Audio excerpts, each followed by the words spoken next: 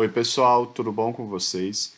Eu vou falar nesse vídeo sobre plágio em trabalhos acadêmicos. Eu vou explicar como o plágio ocorre, como ele poderia ocorrer, para que você não cometa plágio em seu trabalho acadêmico. O caso mais comum de plágio é literalmente copiar um trecho de um texto e colar no seu trabalho e não indicar a devida fonte. Esse é o caso mais comum de plágio que todo mundo conhece. Mas há outros casos que as pessoas, inclusive, não estão acostumadas, elas não sabem que isso é plágio. Isso ocorre muitas vezes porque as pessoas não sabem fazer citações diretas ou indiretas, ou organizar as ideias em um trabalho acadêmico.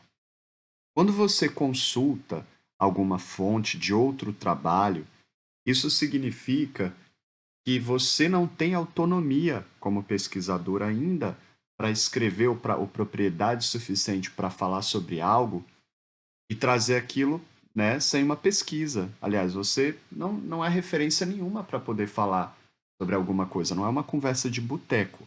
Você precisa, então, de citações para sustentarem as suas ideias. Essas citações, elas devem ser de autores renomados na área, clássicos e contemporâneos, de dissertações, de teses, de artigos, mas principalmente de livros. Muita gente pega trabalhos acadêmicos, por exemplo, uma tese, e copia a ideia, tá? Ou então vai lá e copia só a citação. Por exemplo, aqui, ó.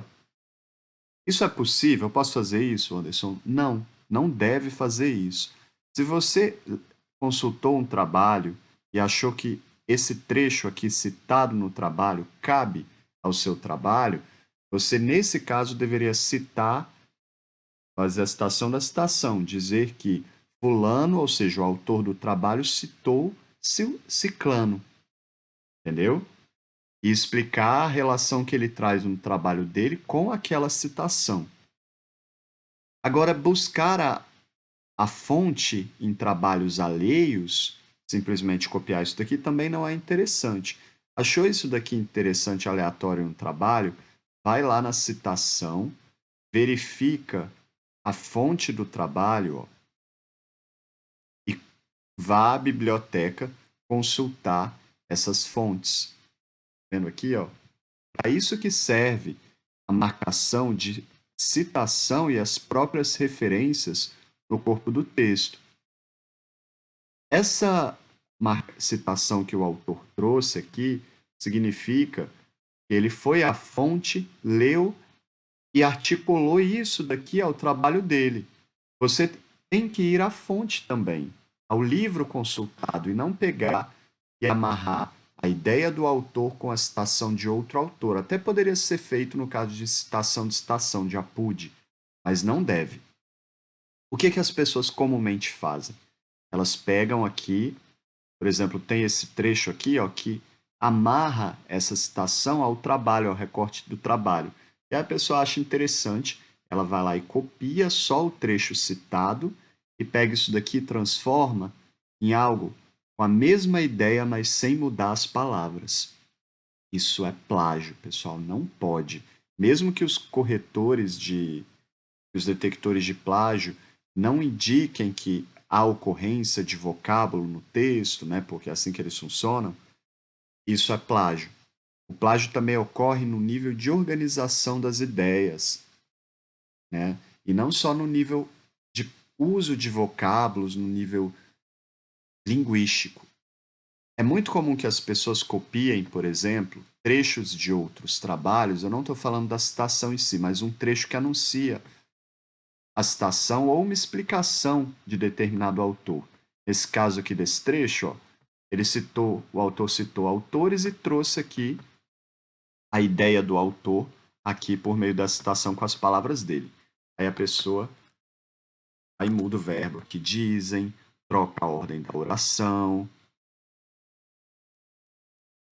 vendo? Porque aí o verificador de plágio não vai indicar que isso daqui foi cópia, mas isso continua sendo plágio, né? Você tem que ir na fonte aqui, se você quiser buscar a ideia, ler o original, e constatar por você mesmo explicar com as suas próprias palavras. Dessa maneira que eu disse, seria o caso de plágio. Então, não façam isso. Essa maneira de fazer a pesquisa, ela é indevida. Você deve buscar as fontes dos autores clássicos e contemporâneos e amarrar a ideia deles às ideias do seu trabalho, às suas próprias ideias. É claro que isso exige muito esforço mental e muita reflexão, mas é por isso que você está no mestrado, ou na graduação, ou no doutorado, né? Você tem que fazer essas amarras das suas próprias ideias, é um trabalho de pensamento. Eu vou dar aqui só um exemplo para finalizar o vídeo de um caso de plágio que não se refere a textos, mas que explica muito bem essa coisa da argumentação, de copiar algo de outras pessoas. Também ocorre com imagens, pessoal, mas isso entraria é um outro assunto, em outro vídeo, né? Eu sigo uma youtuber e ela criou um vídeo, fez um vídeo há alguns anos, e esse vídeo virou uma grande referência para aquela temática do vídeo. Depois, alguns anos, vários outros youtubers começaram a gravar vídeos similares porque o assunto veio à tona, e ela foi assistir a esses vídeos. E ela começou a pensar assim, tem alguma coisa errada, porque eles seguem a mesma lógica de organização das ideias que eu segui, a mesma lógica de argumentação que eu segui no primeiro vídeo. E aí ela foi vendo e todo mundo fez igual. Ela pegou e denunciou no canal dela todos os vídeos dessas pessoas pedindo que ela recebesse parte da monetização porque a pesquisa foi ela que fez. As pessoas simplesmente replicaram, mudando algumas palavras, o jeito de dizer, a pesquisa dela. Isso também é plágio, isso também é crime. E é possível ser constatado, provado que é.